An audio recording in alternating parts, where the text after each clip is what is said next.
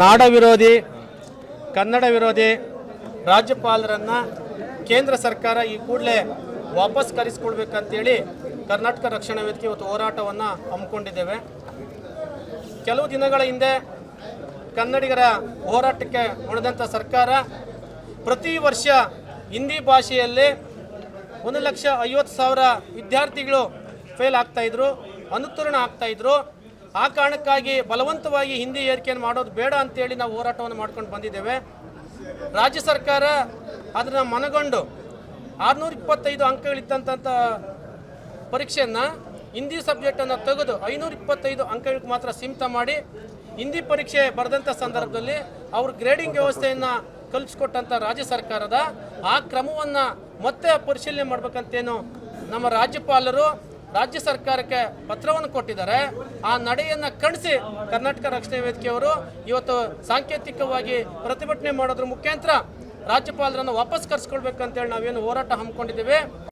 ಹೃದಯ ರೋಗ ಮತ್ತು ಹೃದಯ ಶಸ್ತ್ರಚಿಕಿತ್ಸೆ, ವ್ಯಾಸ್ಕ್ಯುಲರ್ ಶಸ್ತ್ರಚಿಕಿತ್ಸೆ, ಸಮಗ್ರ ಹೃದಯ ಆರೈಕೆ ಸೇವೆಗಳಿಗಾಗಿ ನಿಮ್ಮ ವಿಶ್ವಾಸಾರ್ಹ RL Jalappa Narayana heart centre, STUMC campus, Tamaka, Kolar. 180030090309.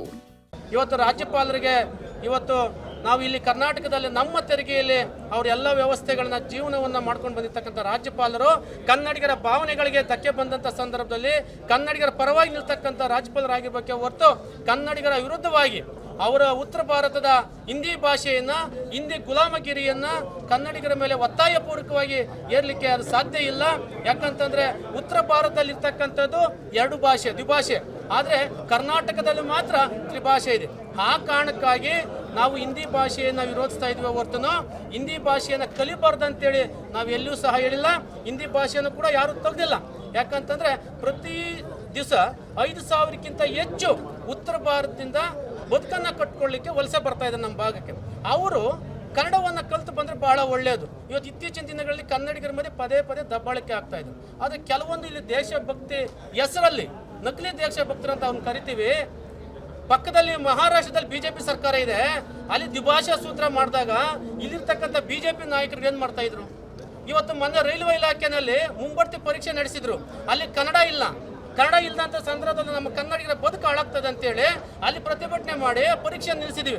ಅವತ್ತು ಎಲ್ಲಿ ಹೋಗಿದ್ರಿ BJP ನಾಯಕರು? ಅವತ್ತು ಗೊತ್ತಿಲ್ಲ ಅವ್ರಿಗೆ BJP ನಾಯಕರುಗಳು. ಹಾಗಾಗಿ BJP ನಾಯಕರು ಫಸ್ಟು ರಾಜ್ಯ ಸರ್ಕಾರ, ಇವತ್ತಿನ ಕಾಂಗ್ರೆಸ್ ಸರ್ಕಾರ ಇದೆ, ಹಿಂದೆ ಕಾಂಗ್ರೆಸ್ ಸರ್ಕಾರನೇ ತ್ರಿಭಾಷಾ ಸೂತ್ರ ಮಾಡಿದ್ದು. ಇವತ್ತು ಅದೇ ಕಾಂಗ್ರೆಸ್ ಸರ್ಕಾರ ತೆಗೆದಿದೆ, ಒಪ್ಕೊಳ್ಬೇಕಾಯ್ತು. ಕನ್ನಡಿಗರ ಮೇಲೆ ಇವತ್ತು ಪ್ರತಿಯೊಂದು ಪರೀಕ್ಷೆಗಳಲ್ಲಿ ಸಹ ಹಿಂದಿಯನ್ನು ಬಲವಂತವಾಗಿ ಏರಿಕೆ ಮಾಡ್ತಕ್ಕಂಥ ವ್ಯವಸ್ಥೆಯನ್ನು ಹುನ್ನಾರವನ್ನು ನಡೀತಾ ಇದೆ. ಆ ಕಾರಣಕ್ಕೋಸ್ಕರ ಪಕ್ಕದ ತಮಿಳುನಾಡಲ್ಲಿ ಹೋದರೆ ಅಲ್ಲಿ ದ್ವಿಭಾಷೆ ಇದೆ. ಅಲ್ಲೋಗಿ BJP ಅವರು ಹೇಳಿ, ಚುನಾವಣೆ ಪ್ರಣಾಳಿಕೆಯಲ್ಲಿ ಹೇಳ್ಬಿಟ್ಟು ತಮಿಳುನಾಡಲ್ಲಿ ಹೇಳಿ ತ್ರಿಭಾಷಾ ಸೂತ್ರ ಜಾರಿ ಮಾಡ್ತೀವಿ ಅಂತೇಳಿ ಅಲ್ಲಿಂದ ಹೊರಗಡೆ ಬಂದರೆ ಗೊತ್ತಾಗುತ್ತೆ ಅವ್ರಿಗೆ ಏನಂತೇಳಿ. ಹಾಗಾಗಿ ಯಾವುದೇ ಕಾರಣಕ್ಕೂ ಏನು ಇವತ್ತು ಭಾರತ ಬಹು ಸಂಸ್ಕೃತ ಭಾರತ, ಭಾಷೆಗಳ ಆಧಾರದ ಮೇಲೆ ಭಾರತ ಆಗಿದೆ ಹೊರತುನು ಭಾರತದಿಂದ ರಾಜ್ಯ ಆಗಿಲ್ಲ. ಆ ಕಾರಣಕ್ಕೋಸ್ಕರ ನಾವು ಹೇಳ್ತಾ ಇದ್ದೀವಿ, ಹಿಂದಿ ಭಾಷೆಯನ್ನು ಬಲವಂತವಾಗಿ ನೀವು ಏರಿಕೆ ಮಾಡ್ಲಿಕ್ಕೆ ಬಂದಾಗ, ಬಲವಂತ ಏರಿಕೆ ಮಾಡಿದಂಥ ಸಂದರ್ಭದಲ್ಲಿ ಯಾರೇ ವಿರೋಧ ಮಾಡಿದ್ರು ಕರ್ನಾಟಕ ರಕ್ಷಣಾ ವೇದಿಕೆ ರಕ್ತ ಕ್ರಾಂತಿ ಹೋರಾಟ ಕೂಡ ಕರೆ ನೀಡ್ತದೆ ಅಂತೇಳಿ ನಾರಾಯಣಗೌಡರು ಕರೆ ಕೊಟ್ಟಿದ್ರೆ ನಾವು ಸಹ ಸಾಂಕೇತಿಕವಾಗಿ ಪ್ರತಿಭಟನೆ ಮಾಡಿ ಇವತ್ತು ನಮ್ಮ ಜಿಲ್ಲಾಧಿಕಾರಿ ಮುಖಾಂತರ ರಾಷ್ಟ್ರಪತಿಗೆ ಮನವಿಯನ್ನು ಕಳಿಸ್ಕೊಡ್ತಾ ಇದ್ದೀವಿ. ಇವತ್ತೇನಾದರೂ ಕನ್ನಡ ವಿರೋಧಿ ನೀತಿಯನ್ನು ಕೈ ಬಿಡ್ತಿದ್ರೆ ರಾಜ್ಯಪಾಲರ ವಿರುದ್ಧ ಹಂತವಾಗಿ ಹೋರಾಟವನ್ನು ಹಮ್ಮಿಕೊಳ್ತೀವಿ.